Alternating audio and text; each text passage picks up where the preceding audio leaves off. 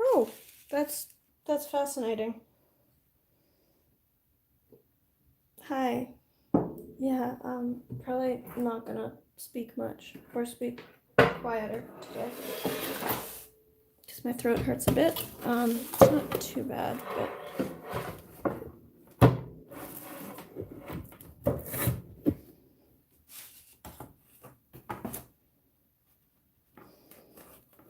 so I'm working on this piece for my nephew. So his name is Arthur, Portuguese actor, and we call him Tatu, which, as you know,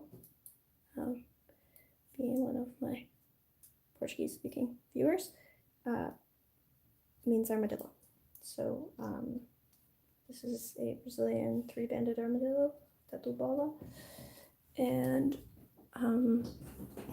so this is a painting that I was doing for him, and I started it last year. It was going to be I was going to give it to my sister for his first birthday, and I didn't get around to that, and he's almost 2 now, so I'm just finishing up a whole bunch of stuff that I started last year and didn't really get to finishing, so I've just pulled this out, and I'm just trying to figure out like what my plan was with some of this stuff, because I don't entirely know what I was planning on doing here. I haven't touched this in so long. So this is a little confusing. I'm just kind of staring at it for a moment. How are you?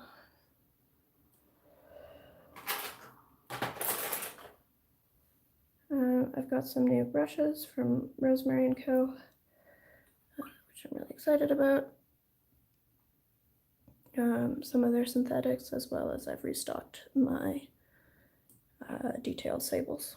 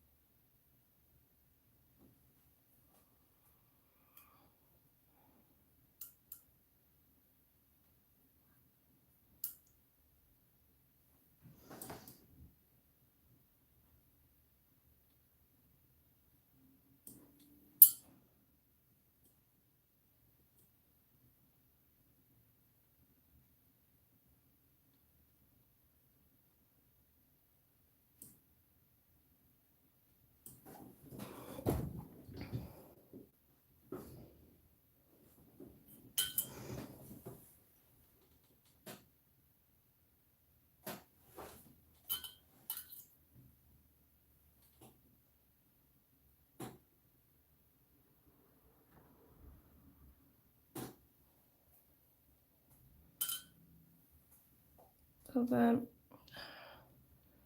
yeah, I'm just trying to figure out what I was going to do with this background and why I started pulling up the masking already. I mean, partially I think it's just at some point I realized that it was going to take longer. Then, like originally I was just going to do this in a few days and I put masking fluid down. And then life happened and I didn't get around to it and I had another project, so I put this aside. Thought I was going to finish it at my sister's house while taking care of my nephew.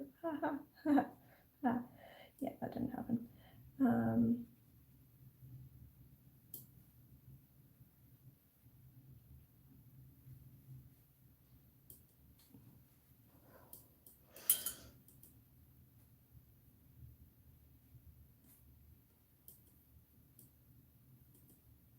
I just need to.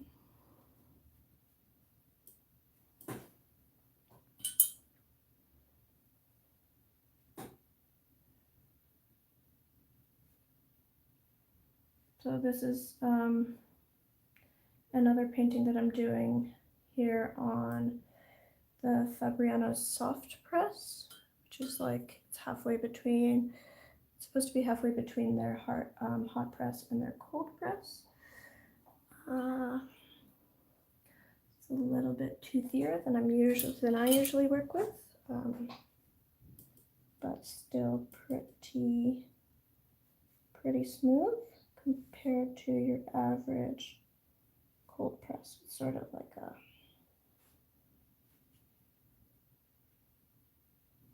smooth cold press or a toothy hot press, I guess. I'm trying to get a bit more here.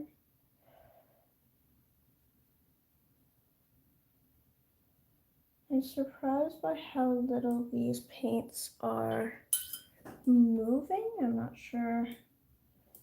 I've been using Roman Schmal Aquarius paints a lot recently, so maybe I'm just not used to some of the other brands I have in my palette moving less.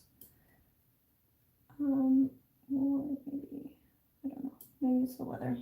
It's fairly dry in here, so it's possible that it's just that.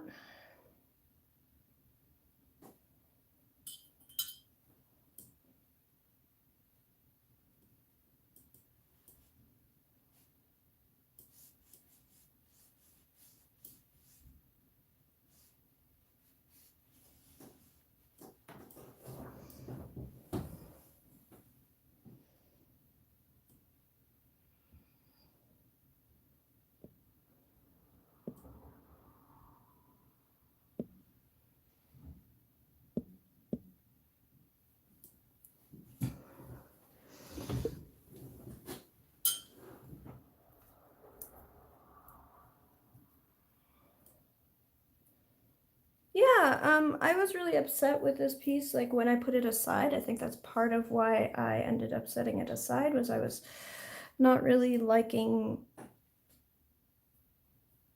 I wasn't getting it to do what I wanted it to do, but I pulled it out again, you know, after not looking at it for a few months, and I quite like it, but it's also just a matter of figuring out where to go next. Sometimes when I haven't touched a piece for a while, I don't, it's like, okay, what was my plan here? So I'm just gonna trying to get a little bit more background in, get some depth around here before I start adding in the final pen details. Eventually, of course, I'm also going to have to add some color to that.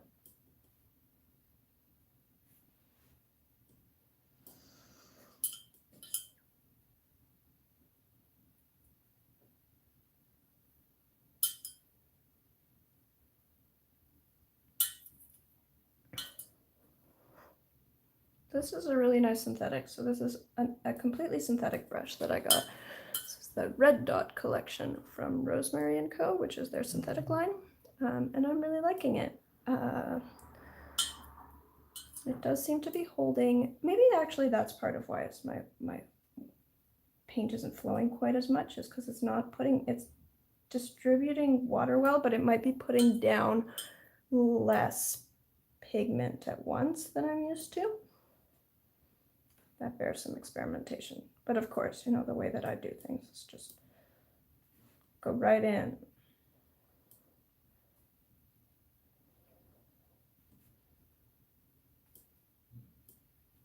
Okay, so this still has, what was I doing? Like I pulled away some of the masking fluid, but not all. I don't really know what my plan was here. Very strange.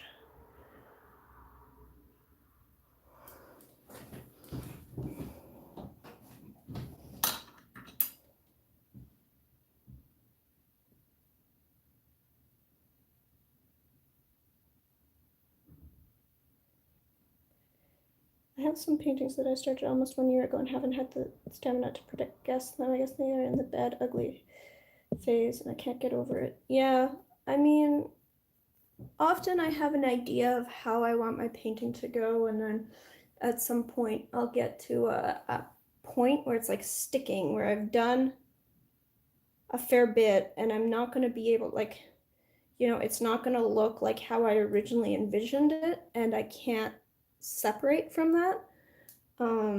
So sometimes I do need to put my work aside for a while and then look at it again, and then, you know, make a new plan, which is sort of where I'm at with this piece. And sometimes when you pull it back out again, it's helpful. But yeah, then you do have this sort of like looking at your piece and trying to figure out like, what was I thinking and what was my plan and how do I adjust it? Even if it does, you know, then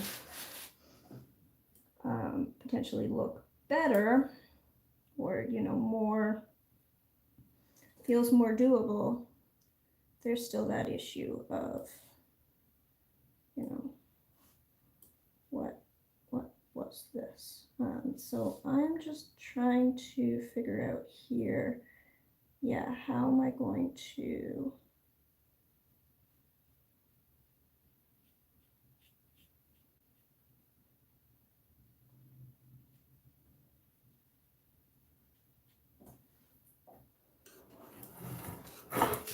fill in all of this. And so there was going to be like some depth here, I think, where I was going to have it be like some kind of bush. And so it'll be darker on the bottom. I also had a whole bunch of different references, and I don't, like, I can find some of them, but again, I don't really know what my plan was. So there really are some disadvantages to letting things linger this long. Would not recommend working like how I did the past. Sorry, you can't see what I'm doing because I'm turning my paper around as I go. There also seems to be some kind of resist on this paper. Don't really know. Feels weird. I don't know what I did to this.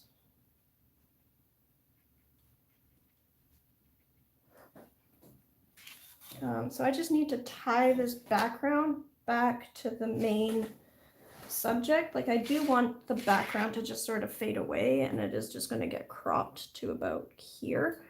So I don't need it to be anything too terribly involved, but I do want to add a little bit more detail and depth. Yeah.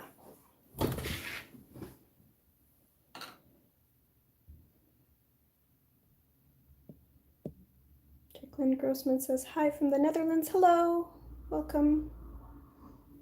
I was, so I told the background here to Paulo. I guess you probably missed it.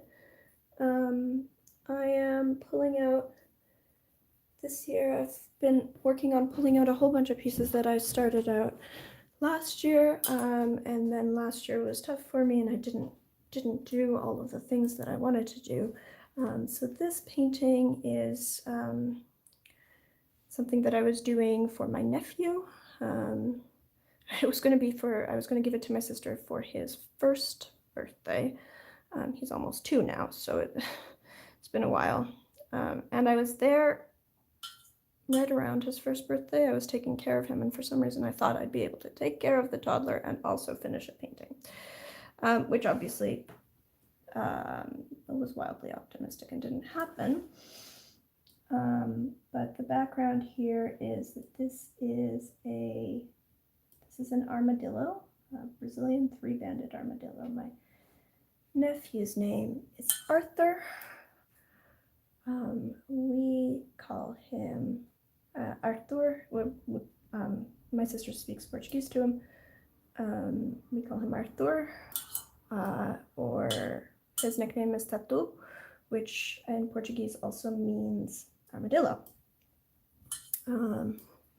So I painted a Brazilian 3-banded armadillo for him. And yeah, so this is going to go hang in his room. It's like, his first art piece, I guess, of his own.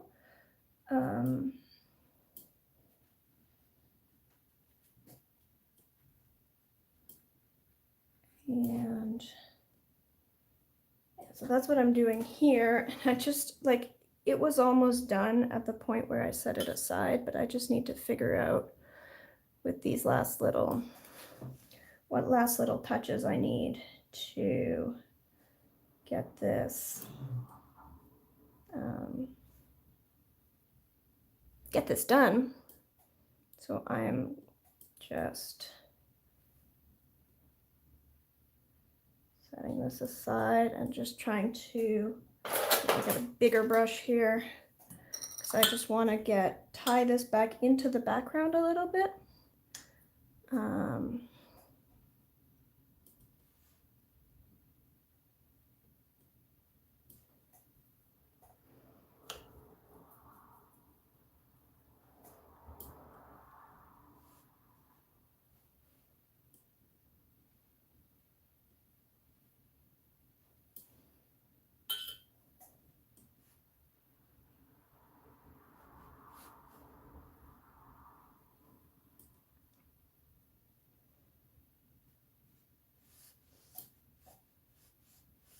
And then it'll actually be cropped closer than it is now.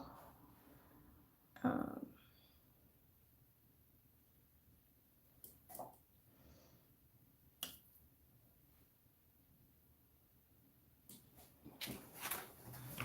I'm just trying to get more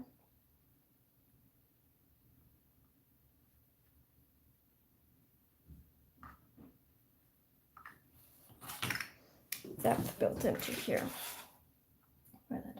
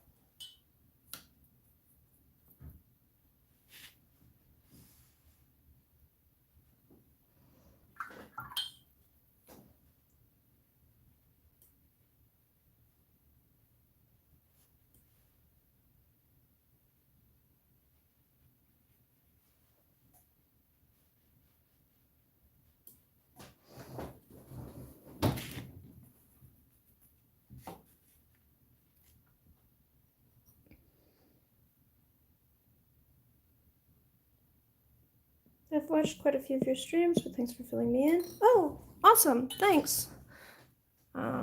thanks for watching. Have you been active in the chats at all? I'm sorry if I missed you.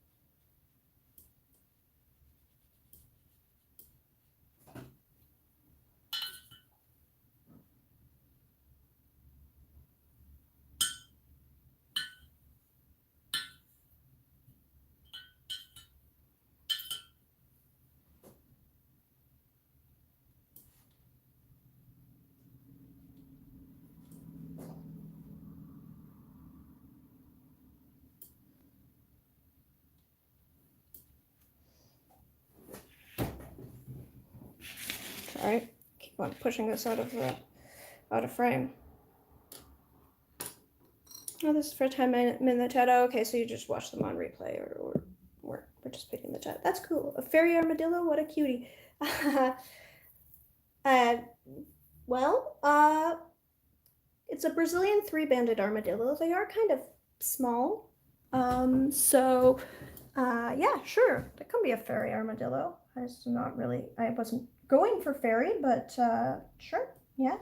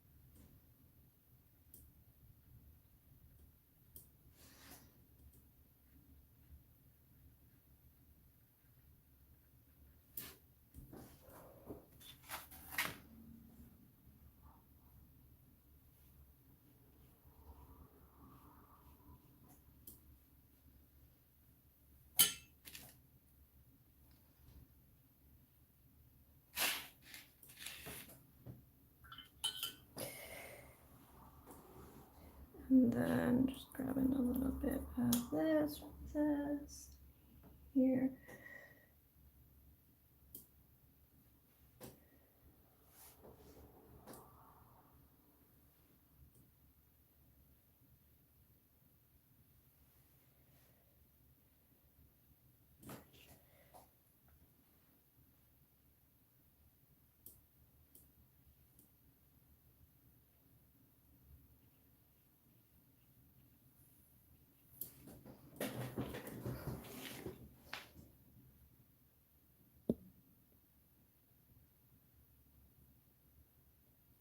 Oh, thanks for handling the spam, Paulo. Yes, we do also have a Discord server. So Jacqueline and Jude, absolutely join that if you haven't already. Always happy to chat. I try to keep the conversation going throughout the week.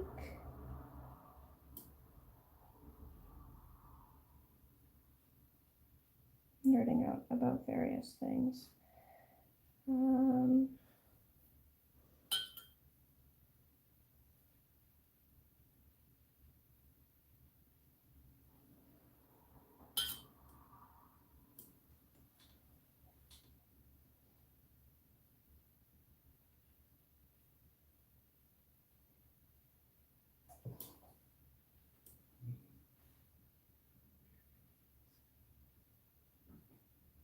So I'm just trying to create some like really big blades of grass here in the very far foreground, and they look pretty weird and awful right now, but I'm hopeful that I've actually got this figured out and that they'll look better once this all dries and comes together, and I'll wash this over with some lighter tones, and then in here this will get some more of this purpley tone, some more blues, some more of this, and just come round, have some more little stones, little stones.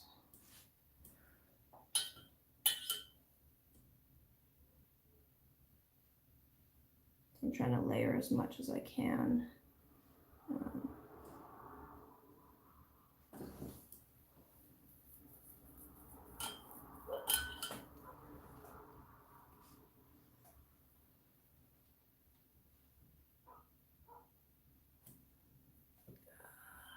Let's get some more yellow in here, try to add some depth. Hopefully I can add some texture here.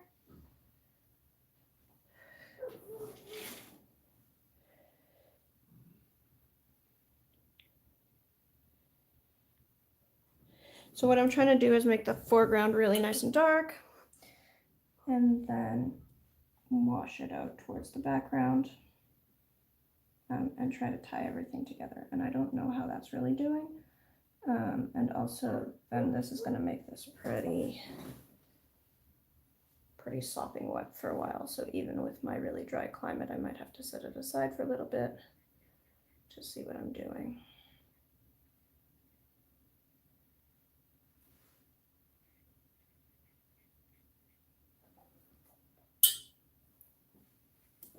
So I'm negative painting again some blades of some grasses here, leaving the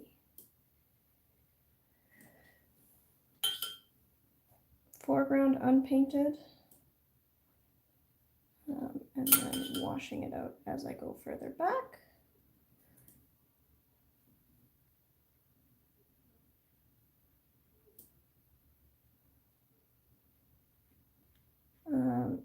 Amber is outside. It's like negative 20 outside, so I am. She would prefer to live outside all the time. Ember is my dog. She's almost 7-month-old border collie sled dog mix.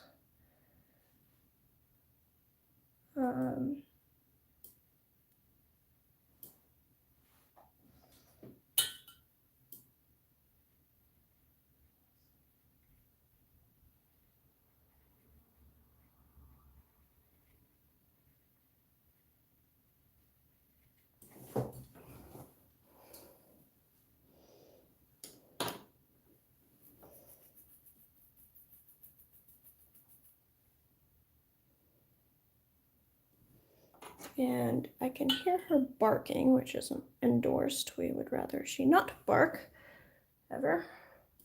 But especially at other people, that's not really cool. So I'm gonna have to go fetch her shortly. And I've got a surprise treat for her inside. Ember! Ember! Sorry, one moment. I have to go deal with my dog. Right back. Hush! Hush, hush, hush, hush, hush.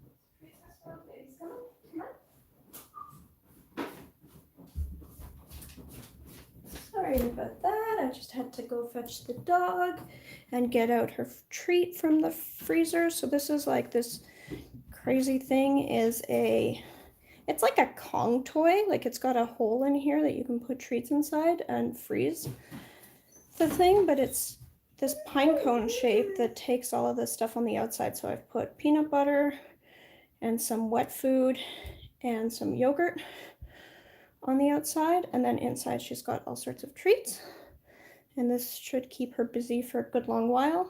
And I'm going to put it right beside me over here so she can have this, and then hopefully she'll be quiet for a while.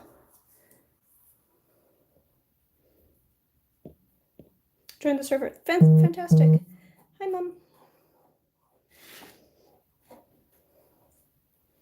This was what I'm doing for Tucto. It was going to be his first birthday present.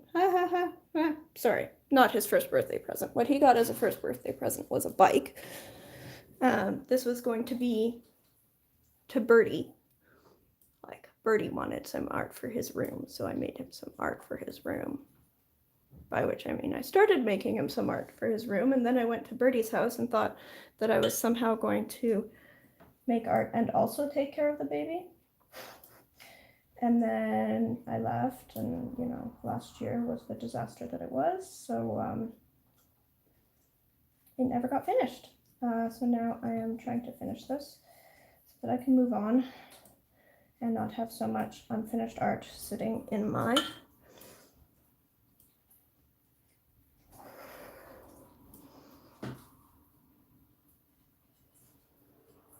to-do list.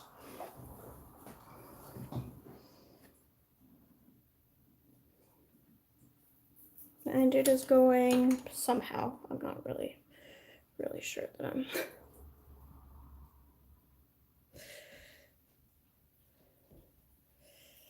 tying this together in any way that makes sense.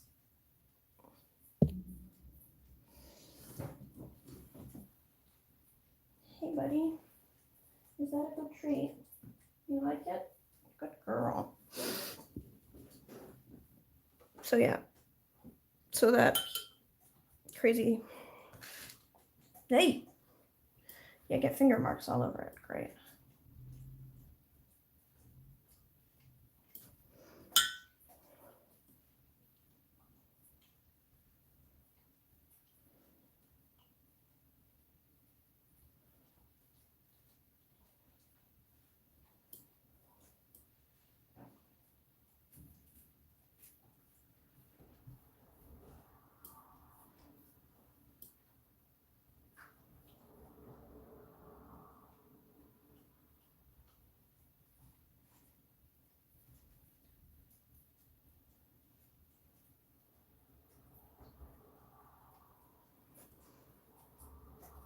I need to step away from this because I don't think that I'm helping right now.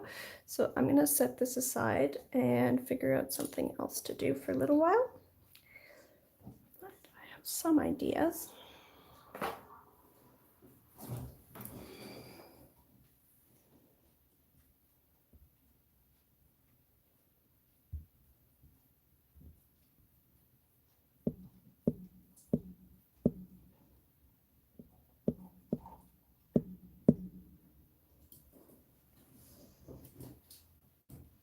Sweet baby.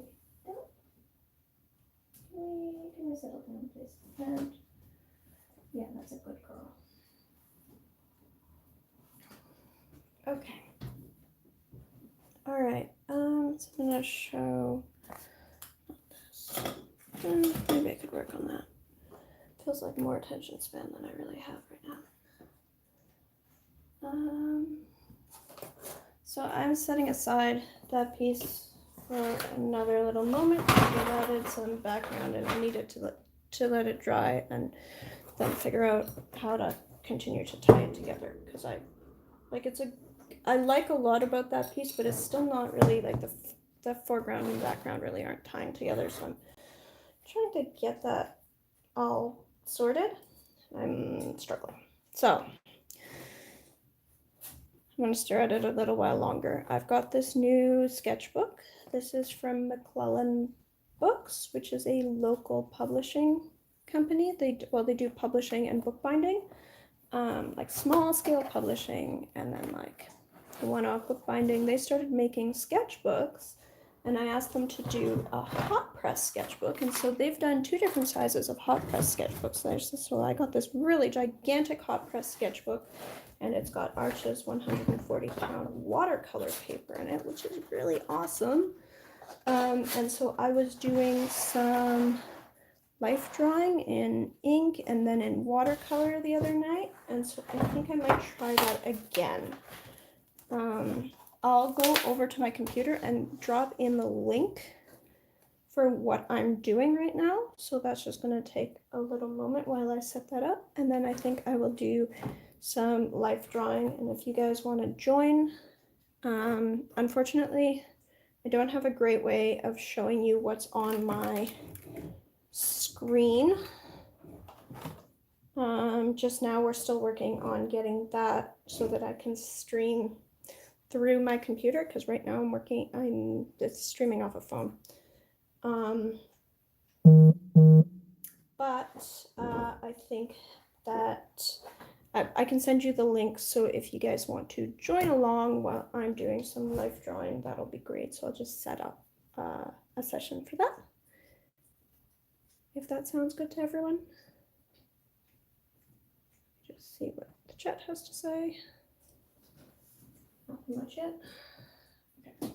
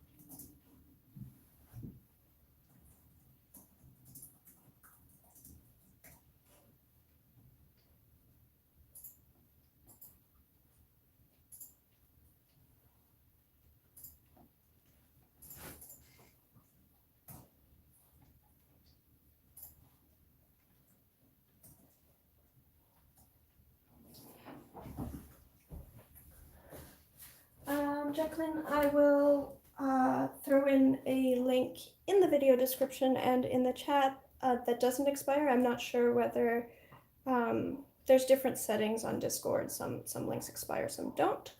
But I will make sure you have a link that doesn't expire. So throw it into the video description and the chat right now.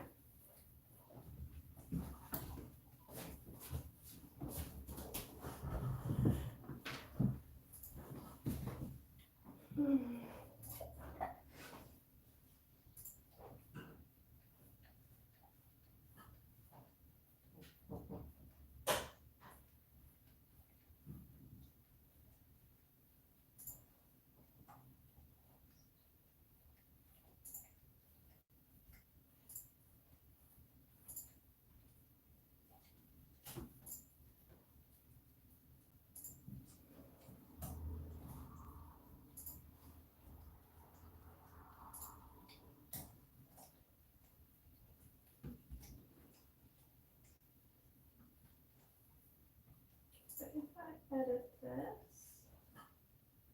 I edit this well. Yeah, okay, so.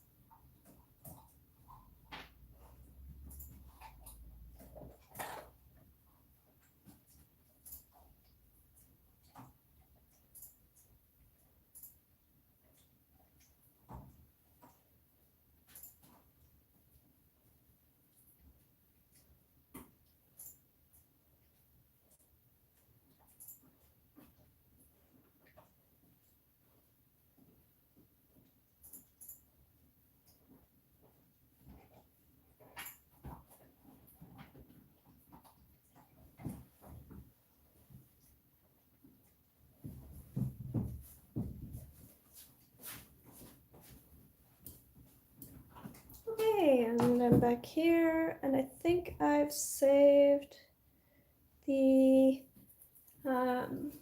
video description so that it has all of the links that I just threw in as well, if you're checking back after. And so I am going to start with this life drawing thing. And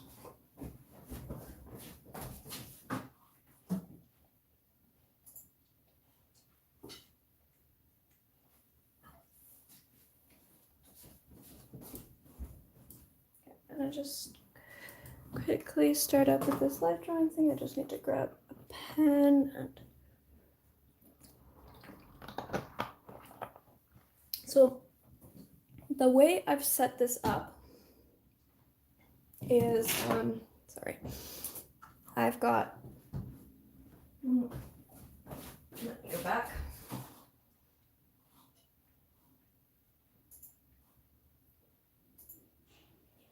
So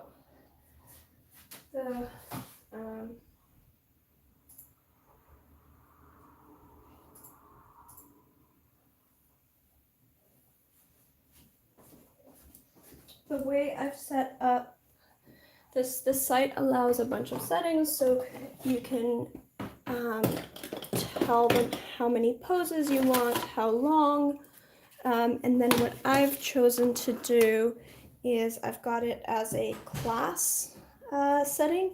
So it starts out with short poses and then the poses get gradually longer. Because I'm sketching in my studio, because we're in the middle of a worldwide pandemic and I might have the plague myself. So I'm obviously not going to live drawing sessions and certainly not live streaming at a live drawing session. This is just my regular studio. So these are pictures, but it mimics a real life drawing session in that you get a limited amount of time for each pose. So you get the picture and then it switches pictures. So it starts out with short poses, 10 seconds each, and then it gets longer, 10, 15, 30, until it's a few minutes. And so I like starting with these shorter poses. For the shorter poses, I usually work in pen. And then just this last time I started for longer poses trying to work in watercolor, which was really cool. I'm a watercolor artist, but I've always been a little bit scared of doing life drawing in watercolor for some reason. So it was a nice change to try that. And I'm eager to do that a little bit more. So I'll be having fun with this.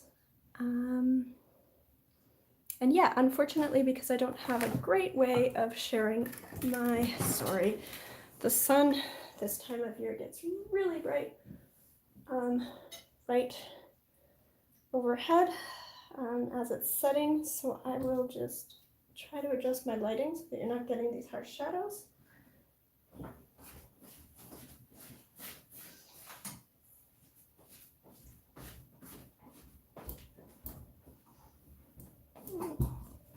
And there's nothing I can do in terms of like indoor light that really changes that, unfortunately. Maybe if I've got you a little bit further away, then that'll help. Yeah.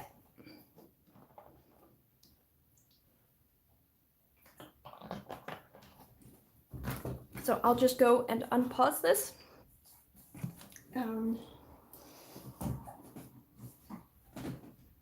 And then I can start sketching. Anyway, so if anyone else is joining, what I've done is I've set class mode. I've said both clothed and unclothed models. And an hour and 30 minutes is how much I've set for. I'm not sure if I will be on here for an hour and 30 minutes, but that's sort of my max. And then I will just be working on these poses.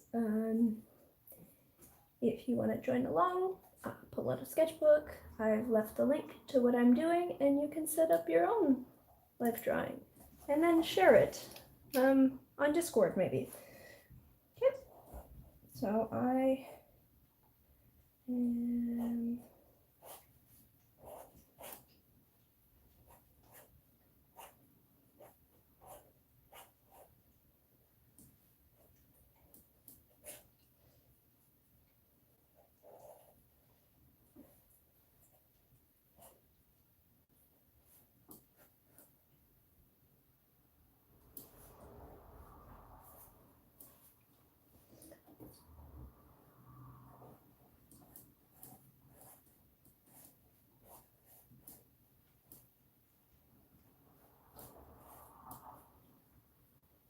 So I'm not a portrait artist. I really know very little about human anatomy or portraiture or life drawing.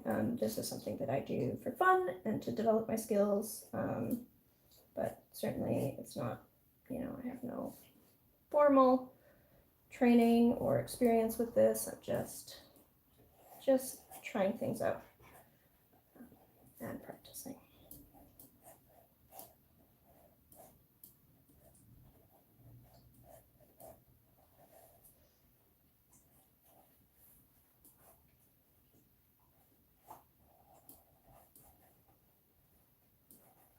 So these are really short poses. At the beginning, they will start getting longer. I'll also start getting a little bit better, I guess, at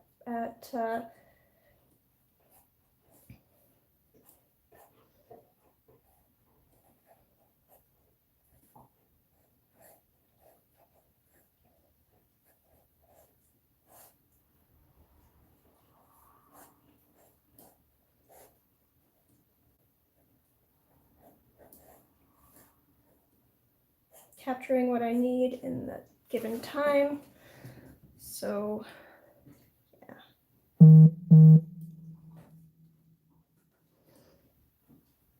Damn bots, sorry that you're having to deal with that, Paolo. Thank you for taking care of that for me. Really strongly appreciate it.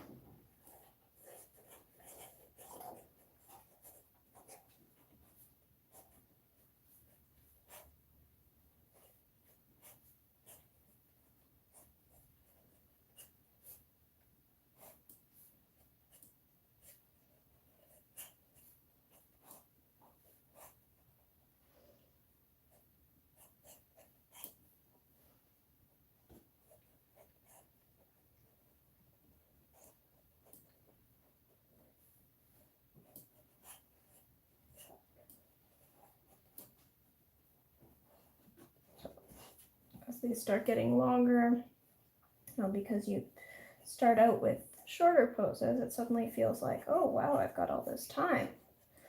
A longer 10-second pose, which is nice. Okay, and I'm gonna pause here and just stretch my arm a little. Check on my dog. Ooh, read the comments. Why does my video have a COVID-19 alert? Because I posted in the title that I might have COVID.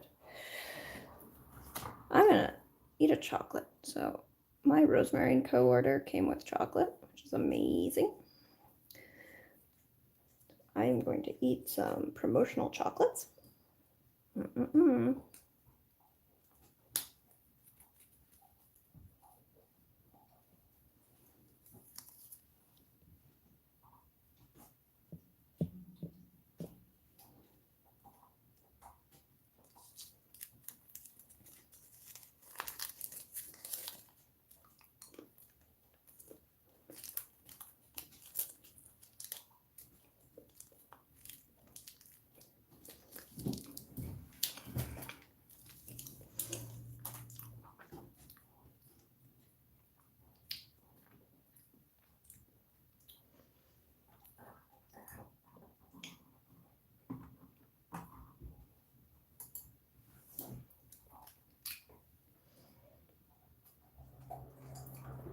And at some point soon, I'll switch to watercolor as these poses get longer. The very short poses, I still feel like, I mean, maybe I ought to try, but just the time it takes for me to load my brush might be a little much for a 10-second pose.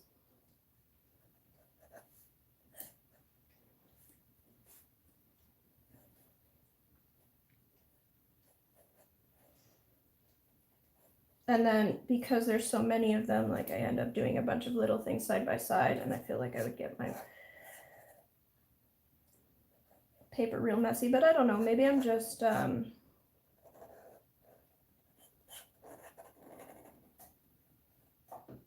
ooh, this one's all sideways and very similar to the last one. That's odd. Okay, maybe I'll just skip past that because that seems like a very odd sideways and very similar to the last one pose. Okay, do that instead.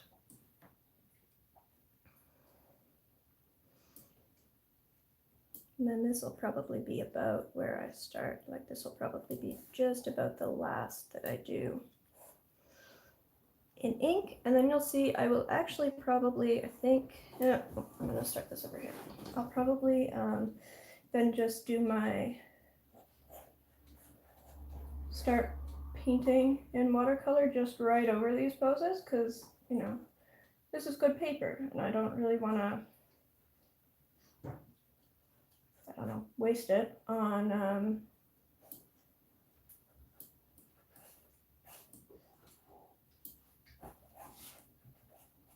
just some 10-second poses that could be done on newsprint, right? I try not to be precious about my materials, which is why I am doing these poses on here. Ooh, okay, so that was quicker than I thought it was going to be. I'll do this one now. Because I restarted that pose, realized I wasn't giving myself enough space. It's too bad. It's kind of nice. Try to go back to it at some point.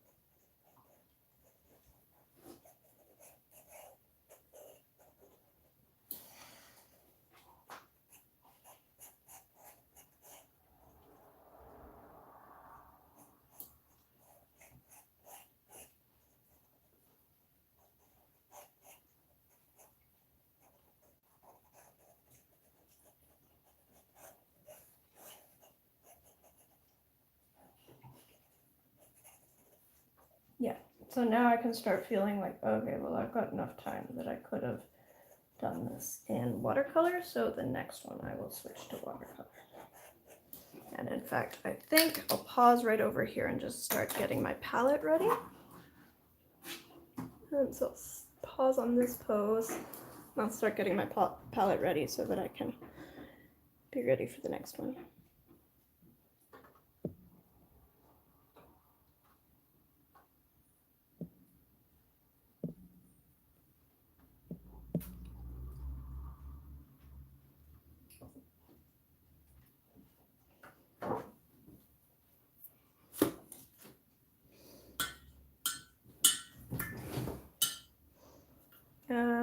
So yeah, green's a little odd to have in my, I'm gonna do a little minor cleanup on my palette. So I've discussed this a little bit before, but I used to start a fresh plate for every piece, and since switching to somewhat more permanent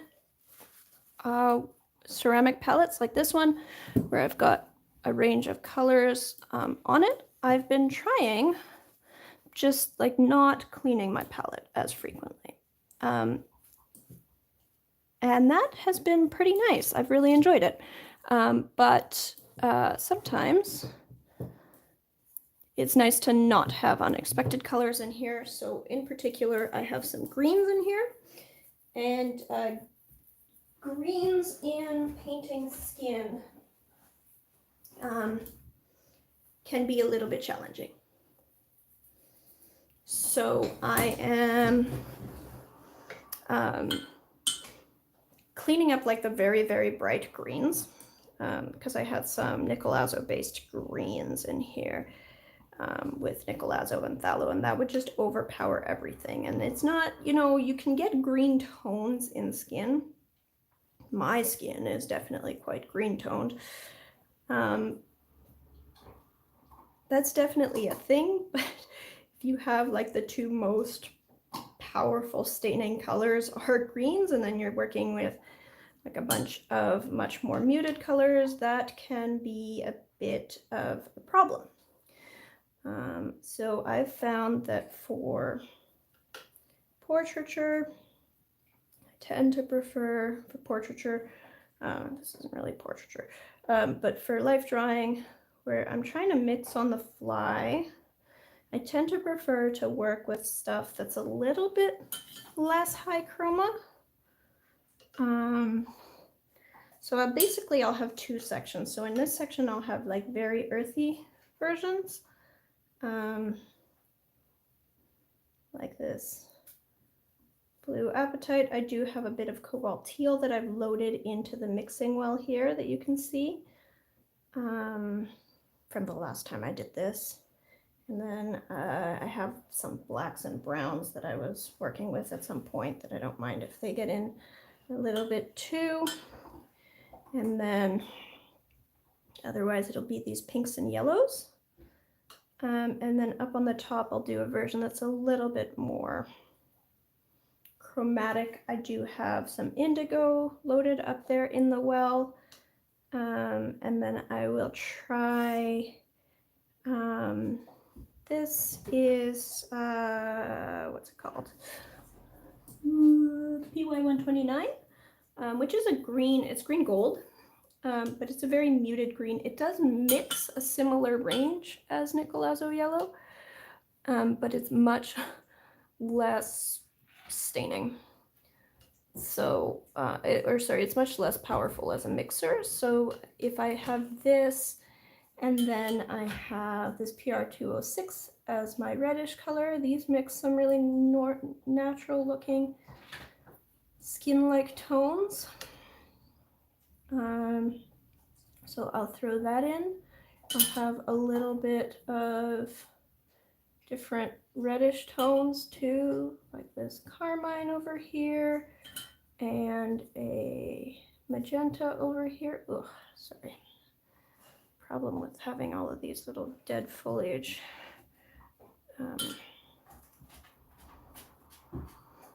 references is that then they get all over my palette.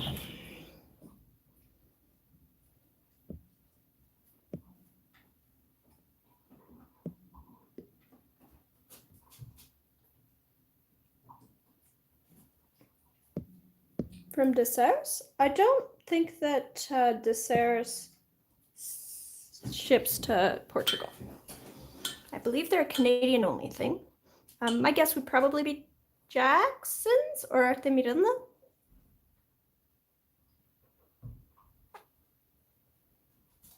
Not sure. As for where I got this from Amazon of all places. So it didn't come with a cover is the one downside. Like you can get palettes much like this from many large art supply retailers, but they usually come with a lid. This one didn't, so I made one myself. You can see it's actually a little bit cracked in this case because my cat stepped on it. But we just made it out of acrylic. I have to make a replacement for this one and another one, so we'll get a video of that. And I'm back on video making and editing, so there will be new videos coming out soon. Okay. All right, so I've paused that, and now I am going to unpause. This pose is going to come to an end shortly, and I'll be ready when it does.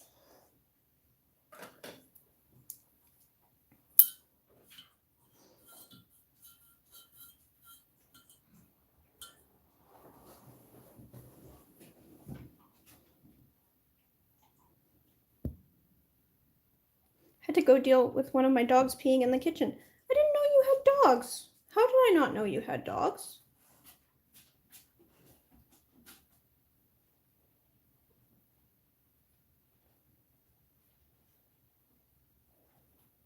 And I'm sorry that you have to deal with your dogs peeing in the kitchen. That really sucks. I do not miss those days at all. Okay, ooh, this is like a really, I wish I could show this better. I've got a really moody lit pose, which is gonna be quite nice for a first watercolor.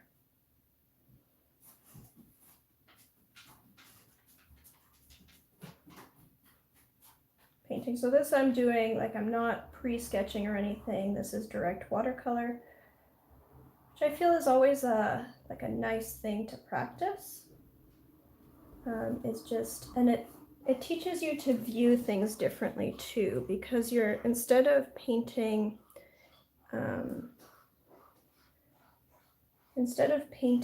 in lines, you become much more aware of shape when you paint in direct watercolor.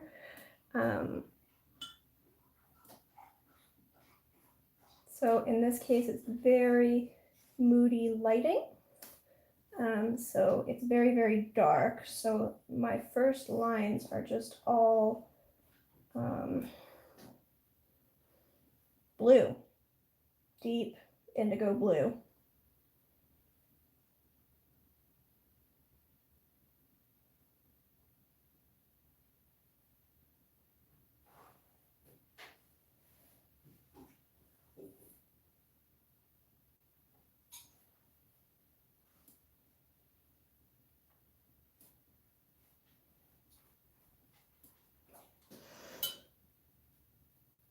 And there are going to be some other colors coming up, but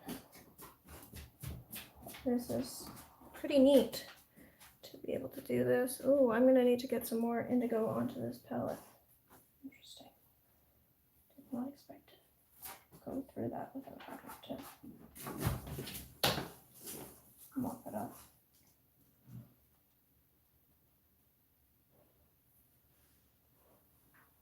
It's been interesting having a permanent palette like this too, because it really helps me see how I use colors, like which ones I use up first, in a much better way than having them all in little half pans or whatever and loaded into a palette as I'm using them, because then, you know, it doesn't depend on you know, I don't have paint sitting in palettes that aren't being used, if that makes sense. Like what I'm using in this palette, it's because I'm using it because I'm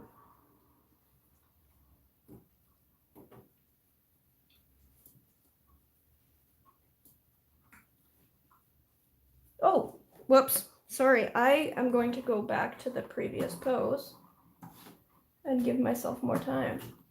Dang, sorry, I thought I had more time, but that was a really cool pose, and I'm just gonna embrace the fact that I am working on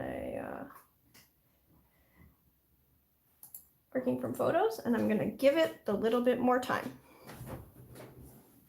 Because this is a really cool pose, and I was having a lot of fun with it, and I want to continue having a lot of fun with it.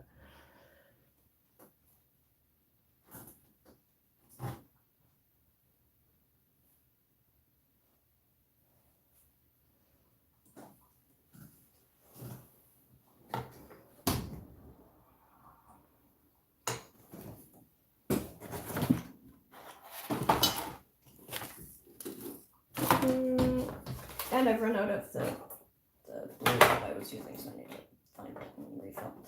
Ooh, and stop layering things on top of what paint I choose.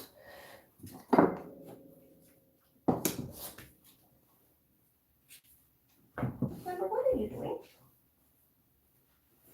That's my wedding veil, it's not dog food.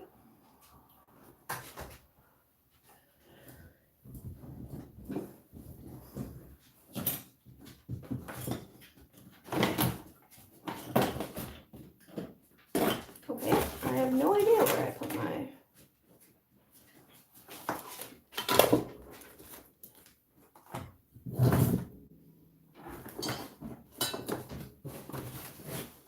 indigo that I was doing this with. So instead, I'm gonna have to mix them. Okay, so I'm gonna have to start with this guy, and then add, I don't know, some stuff to make it more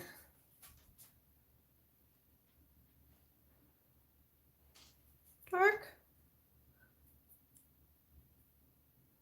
and muted.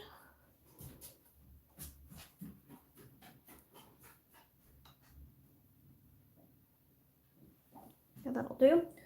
So I just want to do this and this and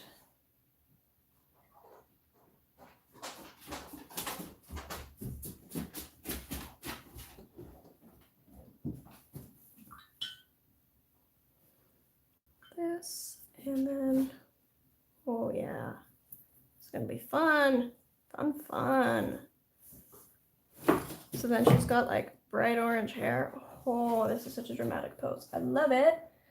And I really wanted to do this, so forgive me for breaking my own rules here with this life drawing. But that's the cool thing about doing this myself, is I can make my own challenges and choose what I choose to get out of this exercise. So she's got some bright orange hair. I'm just mixing some bright orange right into this blue. I'm gonna clean up my brush a little and then try to do some more here. And then she's got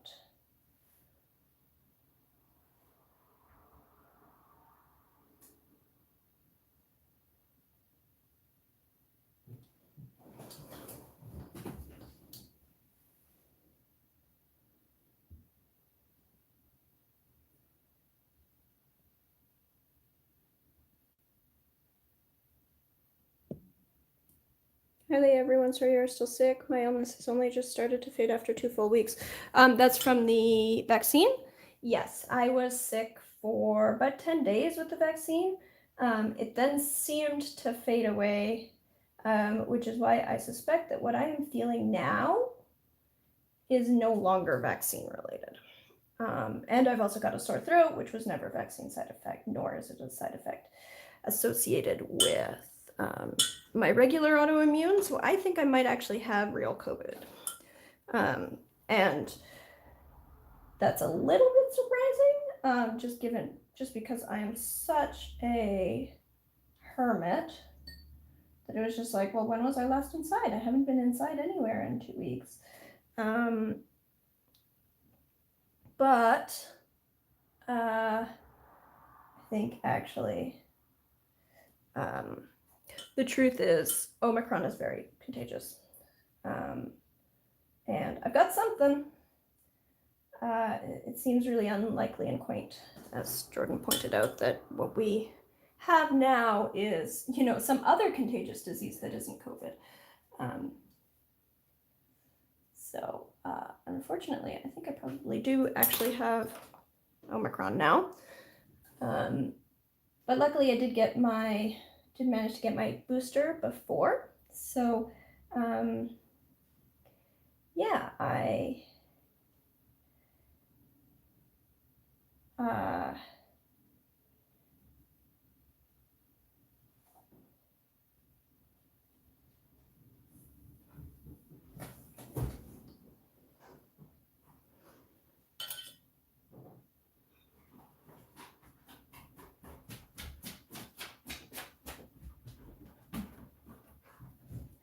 Hey, Amber. Excuse me. Excuse me, what are you doing? Excuse me, what are you doing? Yes, do you need to go outside again? You need to go outside? Okay, I will take you outside in a moment. Please wait. Please wait, I will take you outside, don't worry. And don't pee on my floor, if you please. That would be wonderful. I have to take you outside. Thanks, Jordan. Come on. Yeah, this way. Okay, so Jordan's taking her outside, which is helpful.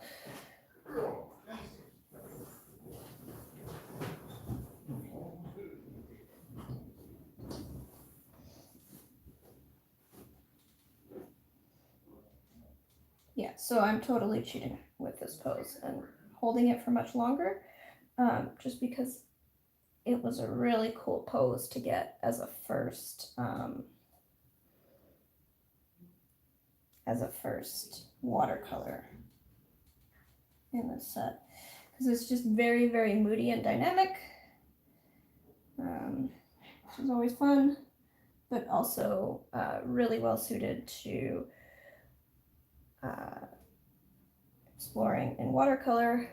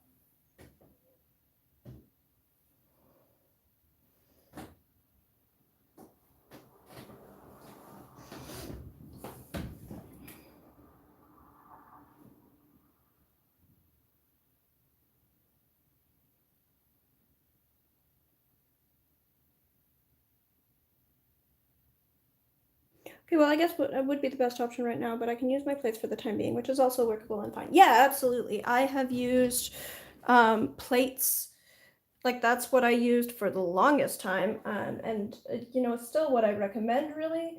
Certainly if you're just starting out, like there's absolutely no reason to spend serious money on watercolor palettes, like especially because, you know, the best material is probably ceramic. Certainly that's my favorite. But you know, if you get something that's sold for watercolor, ceramic is extremely expensive. Whereas if you get some plates, then you can get ceramic quite cheap. So I definitely endorse just use some plates when you're starting out with watercolor. That's what I used. These are from Amazon. They're Meeden brand, and they don't, the one downside is they don't come with their colors. They're still, you know, a lot more expensive than just plates. So they were still an indulgence, but they're a lot cheaper than trying to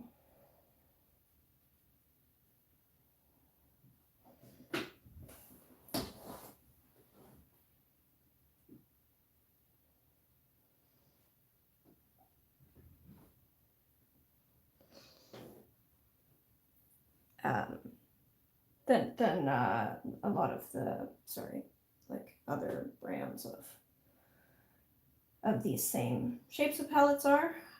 So I have this one, and then after this one came out, they released a like a round ceramic.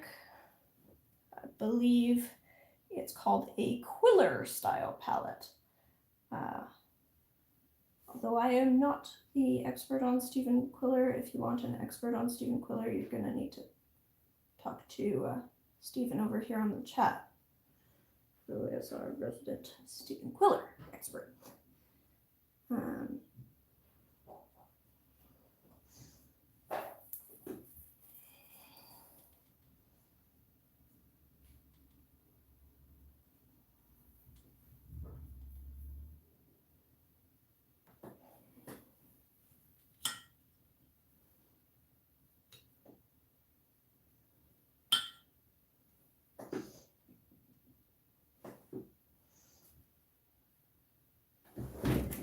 So I don't feel like I did this justice in any way, shape, or form, but this is, and I don't feel like I really gained a lot by extending my time with this pose. So, you know, just goes to show. I did get to learn some stuff. Did I hear Quiller? You did hear Quiller.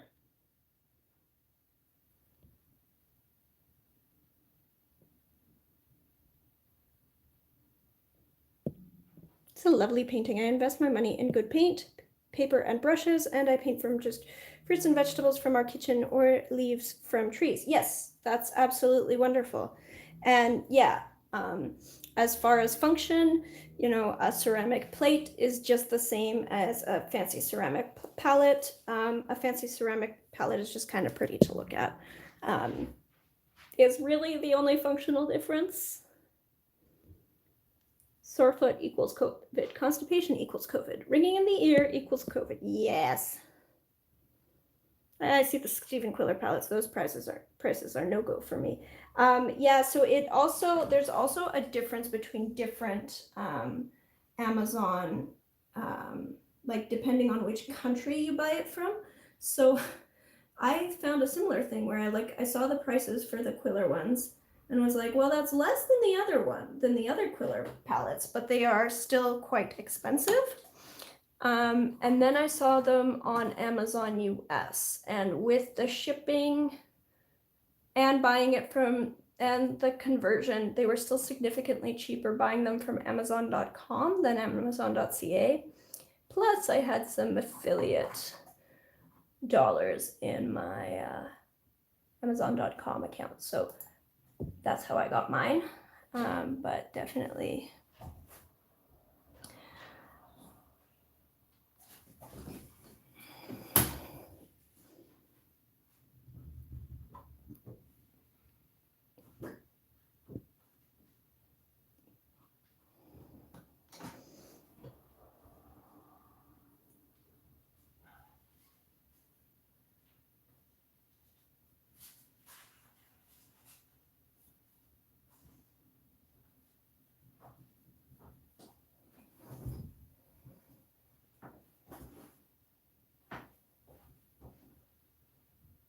Okay, oh, interesting. When you pause this, it seems to go back to the beginning of that pose. So I'm gonna, okay.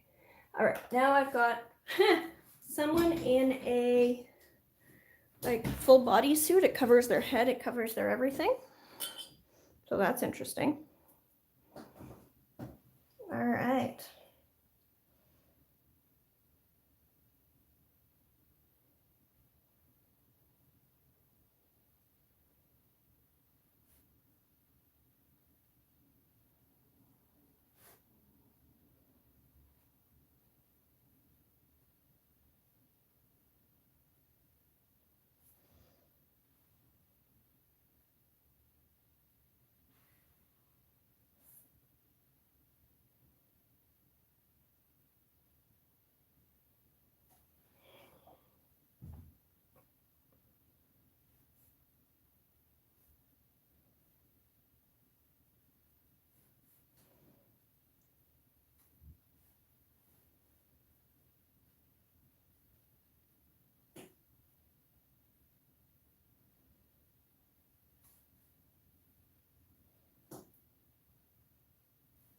Yeah, so I don't really intend to ever paint people like in a professional way, but I find that painting people is a great way of learning to see the world in shapes and colors and light and shadow rather than like symbolic objects, because we have internal biases about how we see things that affect how we paint everything.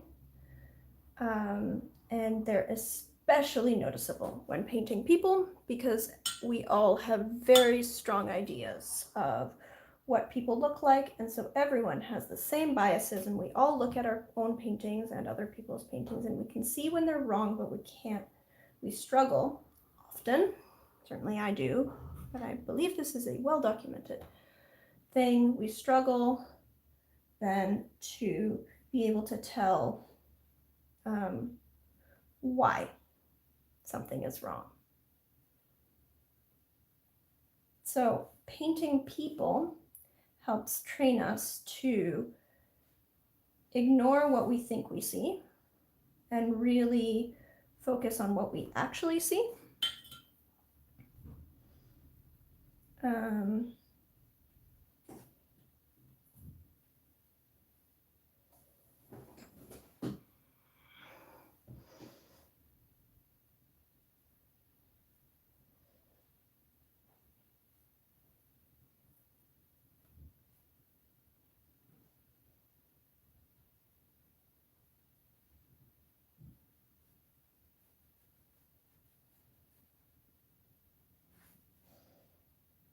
And so I do find it useful, even though people are not a subject that I'm particularly interested in painting, you know, pieces to sell, paintings of people. I do find it's very useful to do things like life drawing and the occasional portrait in order to help me break out of my biases about perspective and relative size and colors, etc. Because if I can do it for people, then I can certainly do it for the relatively easier subjects that I tend to focus on. And by easier, I do just mean when it comes to the biases, not claiming that you know, it's a lesser art form in any way. It's just, as humans, we tend to have most biases about what we interact with most closely, which is, of course, other humans.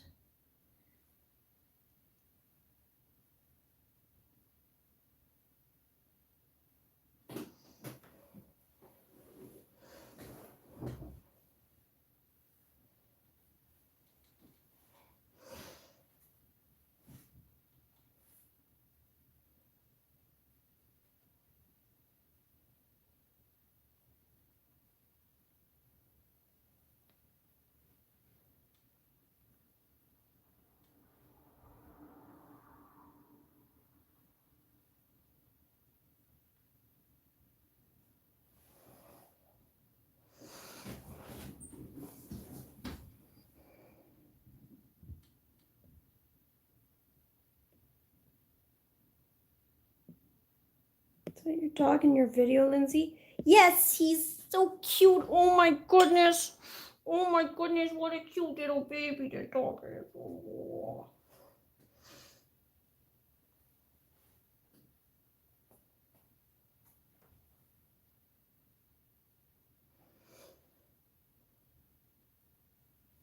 Almost makes me forget what a real pain puppies are.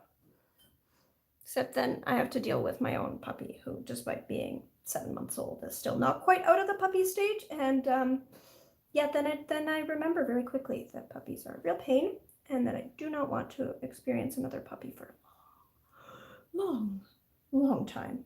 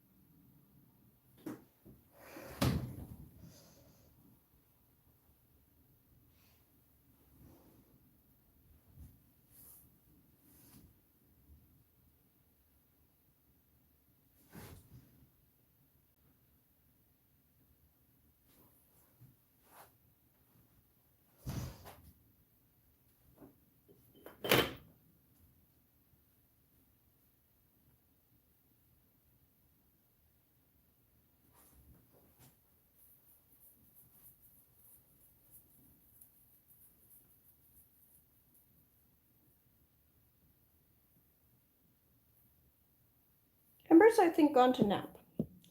She was in here working on her chew for a long, long time, because I gave her, oh, sorry, not a chew, or I gave her her pine cone. It's like a Kong toy, only more so, and it keeps her busy for a really long time, which is why I gave it to her during a stream, which was a great choice. That kept her busy. Oh, sorry, no, she's not asleep. Jordan took her outside. What am I talking about? Jordan took her outside. So she's out, I don't know, admiring the neighborhood. She spends a lot of time outside.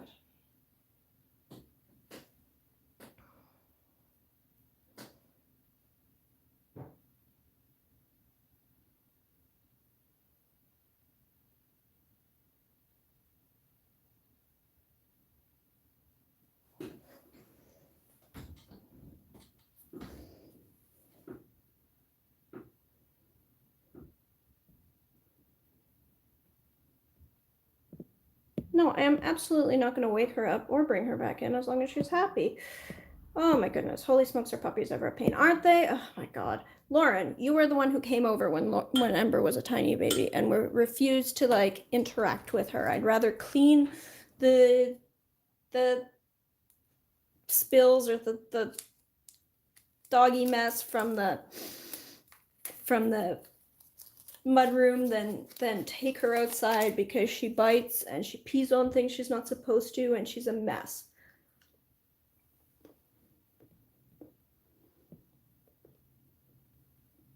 Don't get me wrong, he is cute, cuddly, walk-hating, clingy, separation anxiety, ball of fluff, teeth, and pee.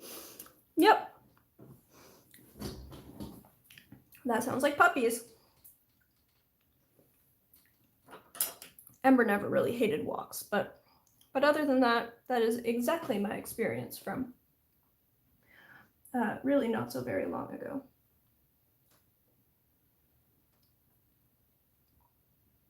Okay, so that's this pose, which I'm now done.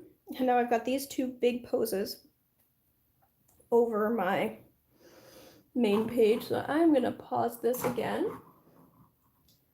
Try to figure out where I'm gonna put my next pose.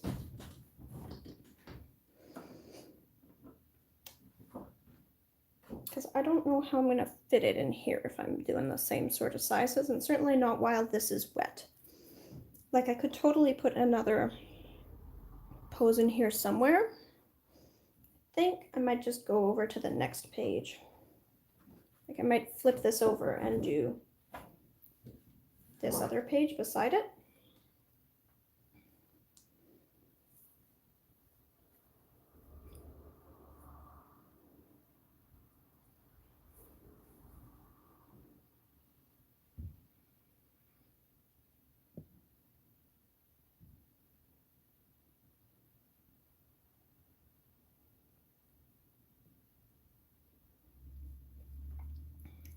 Who's eating me raw? Yes, that's puppies.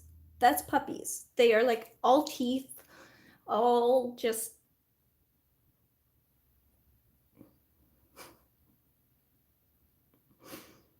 They're adorable and cute, and they're just like so sweet and loving, and also just like insane little terrors that eat you. They eat your stuff. They pee everywhere. They're like constantly getting into things they're not supposed to.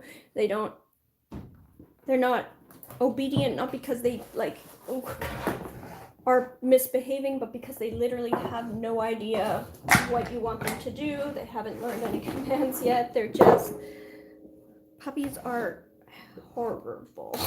They're adorable, but they're just ooh.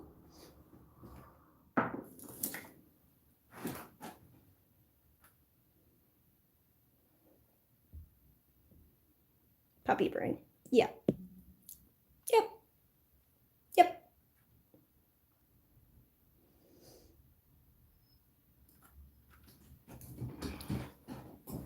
Okay.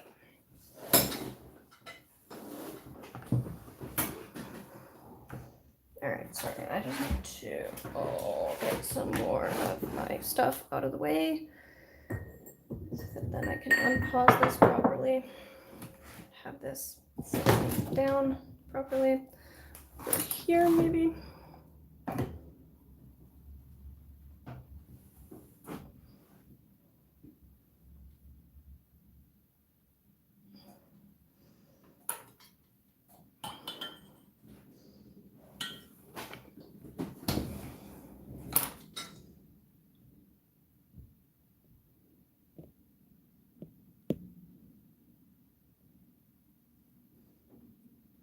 Yeah, Ember's like, she's gotten a lot better.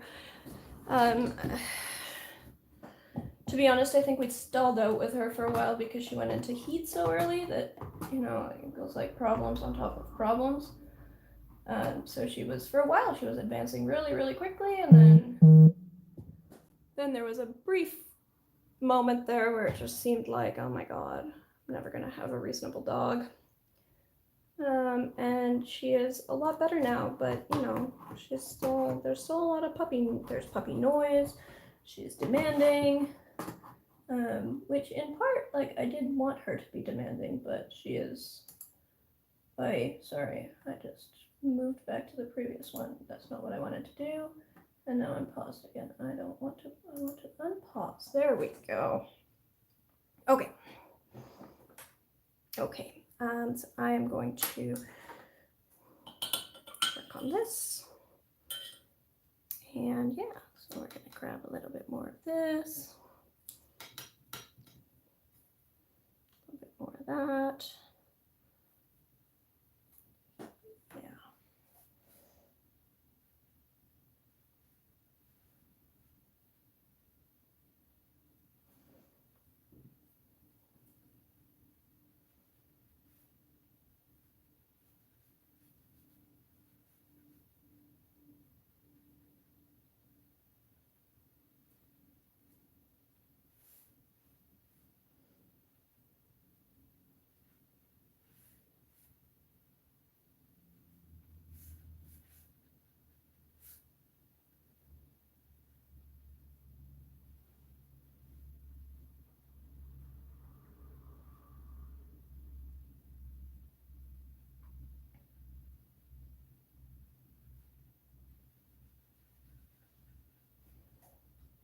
I'm curious, is anyone else in the chat doing life drawing poses with me, or are we all doing other stuff? What's everyone doing while you watch me?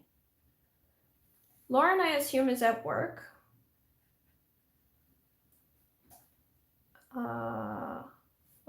Who else is in the chat?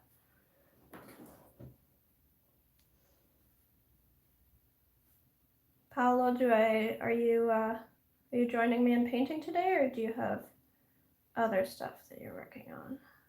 Or are you just watching?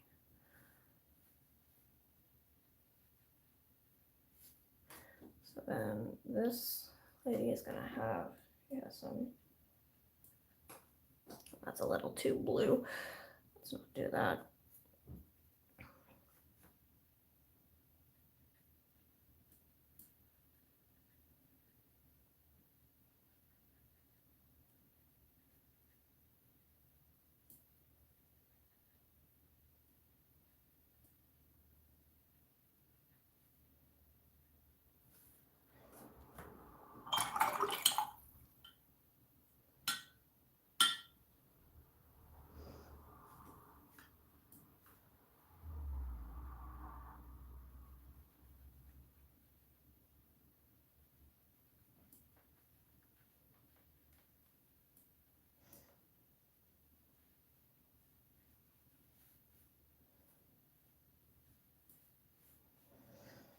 So this lady is wearing a bathing suit, and I will paint it in, but it's mostly black. So I'm just gonna worry about painting in the bathing suit, which is very form-fitting, later, because I can just fill it in right in over her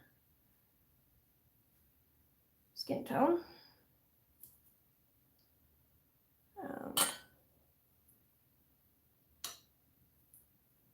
If I choose, but it's not really the important part of what I'm getting out of this.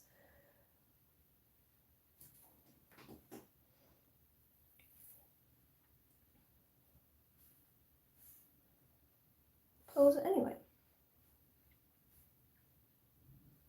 which is more just working on body shapes and tonal work.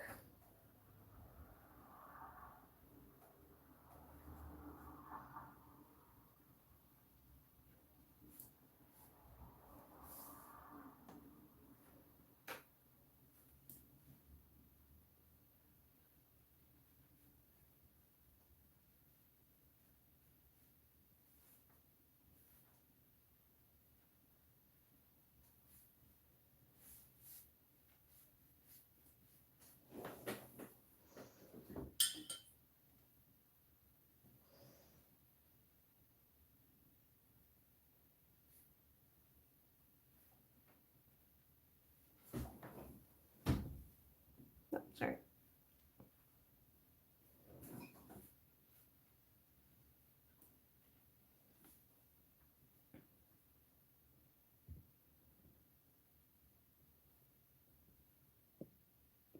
Back to a pea cleaning. So I watch you. I've done a lot of life drawing classes with peas. I'm very recluse these days to my taste in organic subject matter. Ah, okay, cool. Just curious, all of these are valid, great answers. Although I am sorry for the people who are cleaning pee. That is a valid answer for what you're doing while watching my stream, but also sucks. And I'm sorry, because that was my life not so very long ago. Ember took forever to be fully house trained because she went into heat so early. So she is 7 months old, and it's been like less than a month that I would consider her fully house trained, and even that comes with a big caveat that she tells us very reliably when she needs to go to the potty now. But then we need to pay attention to it like within minutes, because otherwise, and she'll be very demanding about, like, she needs to go outside, and then she'll start running around. And if you wait any longer after she's started running around, you are seriously risking her peeing on the floor. Amber takes her potty breaks very seriously, and she loves being outside, so like some of it is just okay, fine. Well, if you won't let me outside, I will pee on your floor. There's definitely some attitude involved.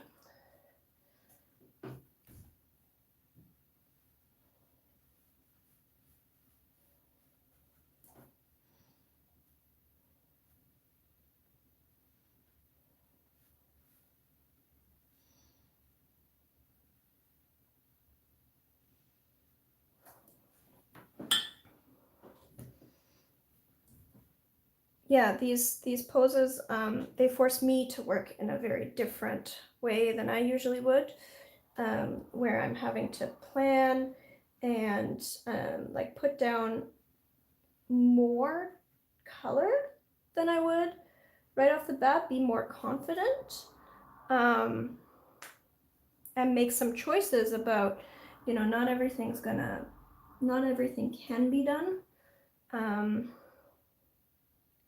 In the kind of time limit you have, in the kind of time crunch you have with one of these poses. So being very selective about getting the most important information strong first.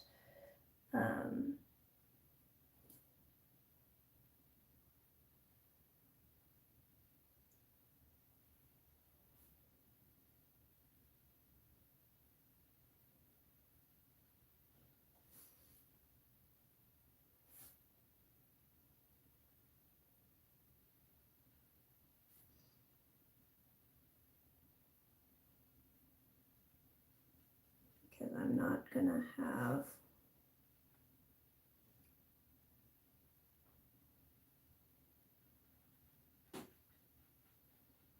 all the time in the world to build up everything I might like here. So yeah, it's forcing me to make some choices, which is always nice. Do want this model, it's got a darker skin tone, which reads a little bit yellower. So I'm just trying to get that in because she's got like this really nice golden glow to a lot of her skin. So just trying to get that into my painting a little bit.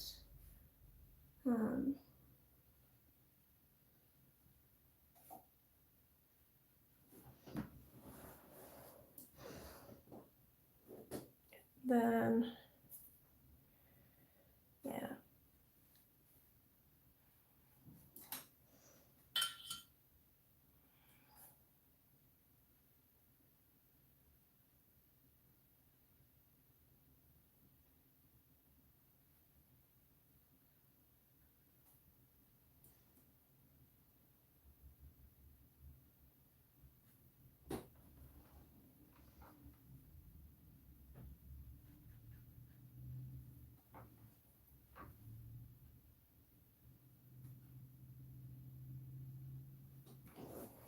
Ooh. Yeah, okay, let's not do that. It's a little much. Let's see, like it'll bleed like that.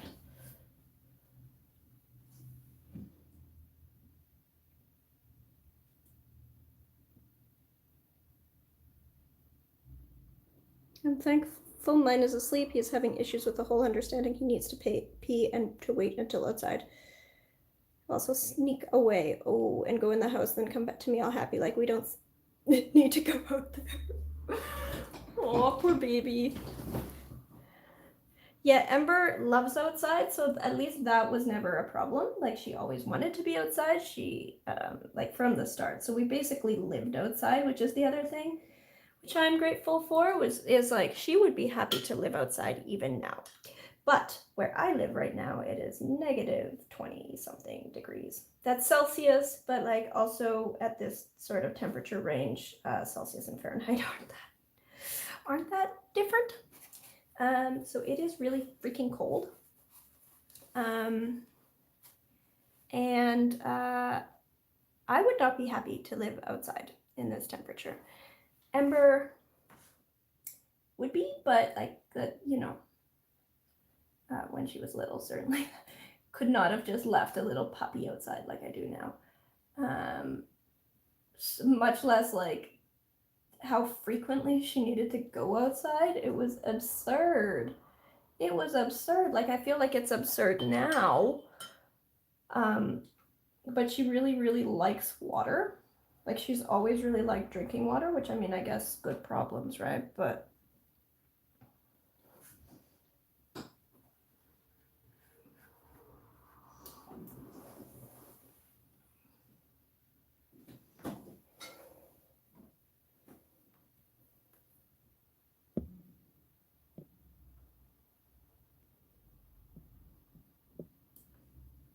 oh, that's weird. So it's like it's not a temperature thing. Is it just like he's scared? I'm surprised. When you go outside, like, do you have a yard? Or are you taking him out into the world? Ember was afraid of a lot of things when she was really, really tiny. And we put a lot of effort into making sure that that didn't persist. So now she's afraid of nothing, which is, you know, good problems again, but.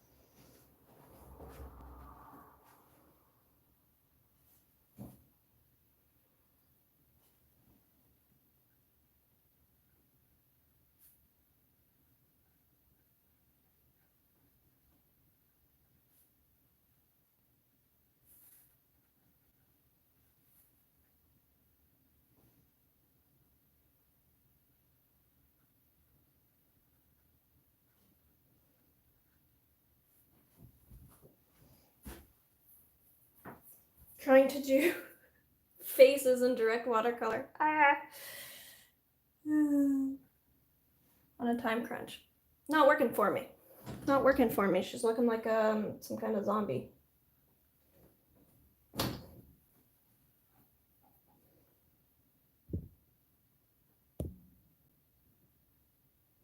Possibly, but if I take him into the world, he's fine. But he absolutely will not walk out of the yard most of the time. We don't even get past the doorstep. Oh, poor baby. Can you carry him out? Because that's what I did with Ember. It was not like she was absolutely happy to be outside. She didn't want to go downstairs when we got her. And it took until she was like quite large. Like, she was like something like, I want to say 20 pounds, and still needed to go outside, you know, several times a day. And like, most of our lives are on the second floor of our house. So it was just like carrying her up and down and up and down and up and down stairs. And I started getting an RSI from carrying this dog before I finally like, no, you're gonna have to walk. And trying to convince her to go downstairs at first was difficult. But definitely, like, when we first had her, I carried her outside. I don't know whether that's within your physical abilities at the moment, so I don't really want to push it, but if it is, that helped with getting her outside. I mean, she's still, like, you maybe don't want to take potty training advice from me, because, you know, my dog was not potty trained until she was, or house trained until she was over 6 months old. And as I've mentioned, like, there are other reasons for that. It's not just because I suck at house training. She was absolutely most of the way there, and then she went into heat. But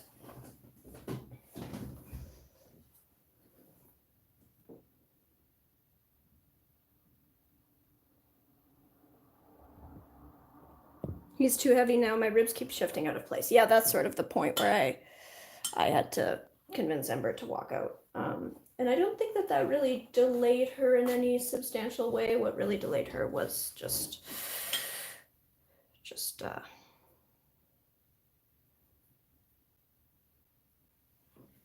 that whole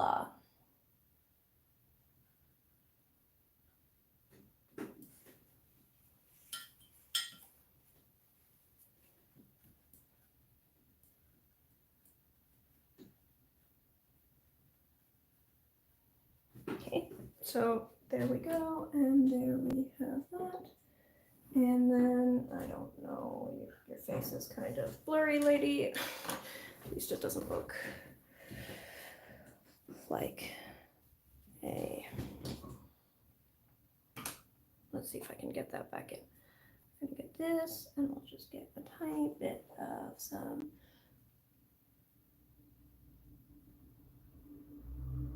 detail in here.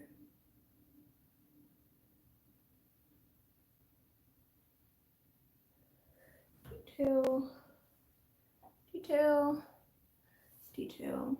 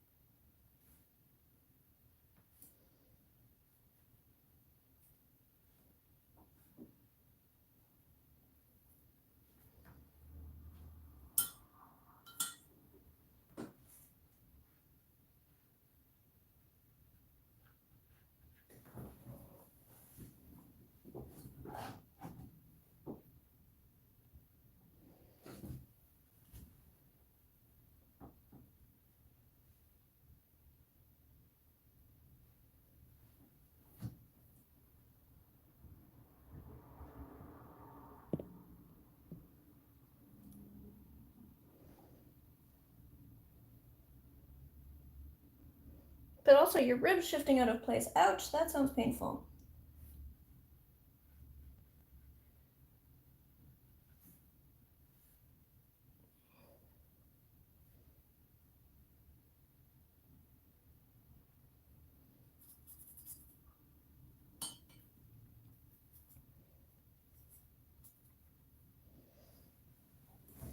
Yeah, Ember never really, like, she understood she was supposed to go pee outside. She was never particularly sneaky about peeing inside. She just, when she went into heat, she started just deliberately peeing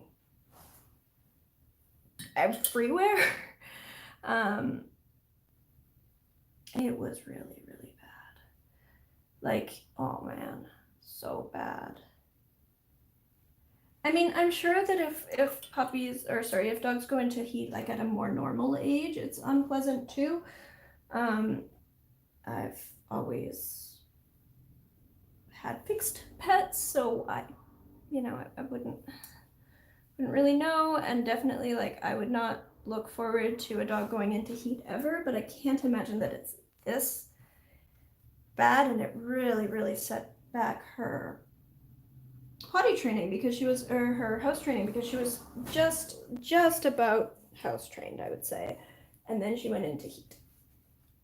And it was just, she went from, okay, well, we're still struggling with sometimes she just doesn't have enough, give us enough warning to get ready and get her outside, to, oh no, now she's like, she wants to climb into our bed because she wants to pee there. She wants to, she'll like nest in her own bed and then pee there. she will climb up onto the couch and then pee there. She'll pee all the way down the stairs. It was so bad. It was so bad. Oh my god. Oh my god. What a little nightmare puppy I had. Oh. Whew. So anyway, we delayed her spay surgery because she's already been in heat. So we don't have to worry about her going into heat again for a little while. So she is going to be spayed on March 1st. She'll be 8 months. Just to give her her bones a little bit more time, like her skeletal system a little bit more time to set.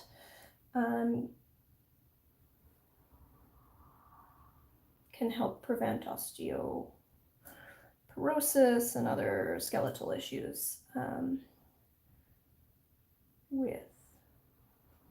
with dogs.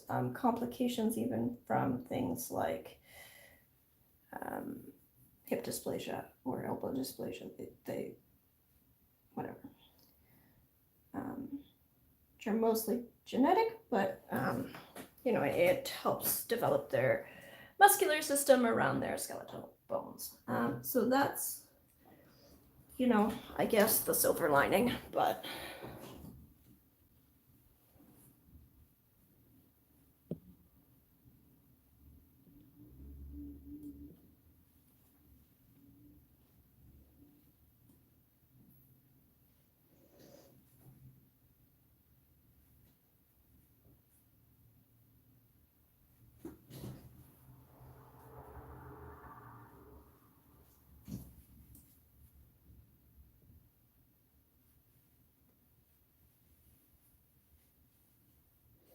I'm glad in the sense that Charlie is a male puppet. It comes with its own challenges. Yeah, for sure. I mean, to be honest, I don't think that I would really want, like male pups can develop humping behaviors more frequently. They can be different, and they're more prone to being territorial in some cases. So like, it's, you know, it's a mixed bag. It's not that I have a strong preference one way or another. Definitely with Ember though, the heat was not a fun experience in any way. Would not recommend having a dog go into heat so young.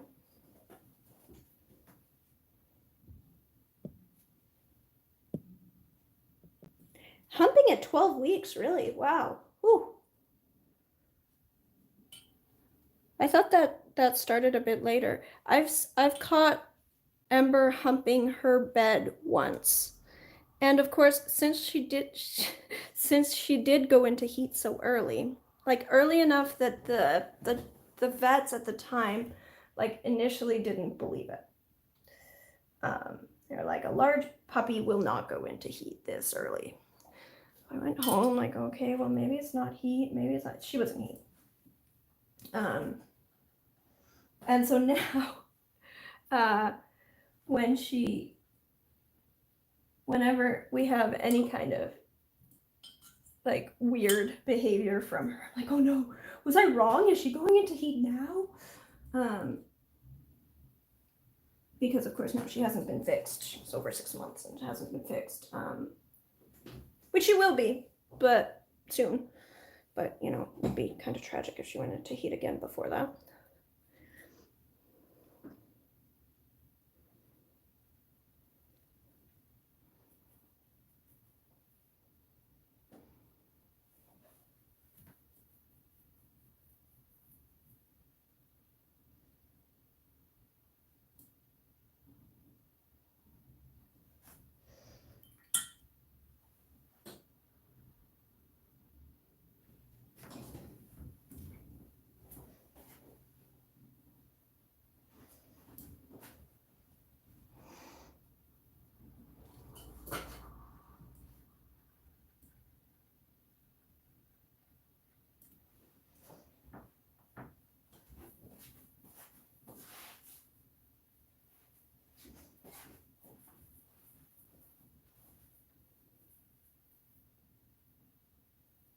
It's interesting.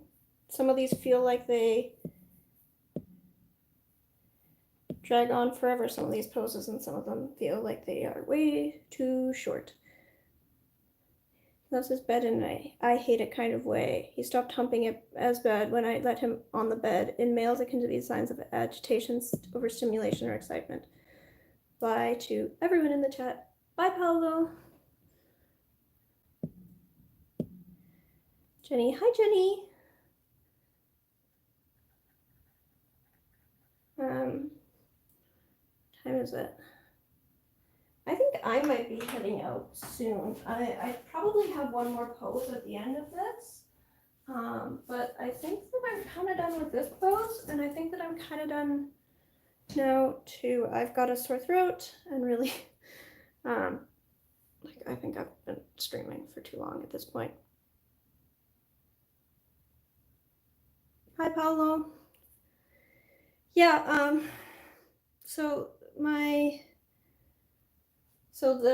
what have I done in this stream? I did a little bit more work on this, just building in some of the background and foreground and trying to tie it all together. I'm still struggling with it, not really sure what my plan is here. And then I did a life drawing session where I started out with some pen poses, and then I started doing some direct watercolor, and then I did this pose here, and I think that's about it for me today.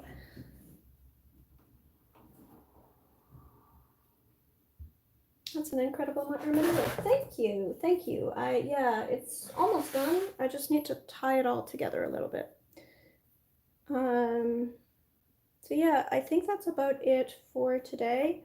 Sorry, Jenny, you came in right at the very end. But yeah, I think that this sore throat, I really do need to go. Anyway, thanks everyone. Bye. Okay, so I try to start at 3 p.m. every Friday. So if you want to come in and watch the next stream, 3 p.m. on Friday. Also, in the description of this video, there's a link to my Discord channel. If you're not already there, go ahead and click on that link and join my Discord. We chat throughout the week.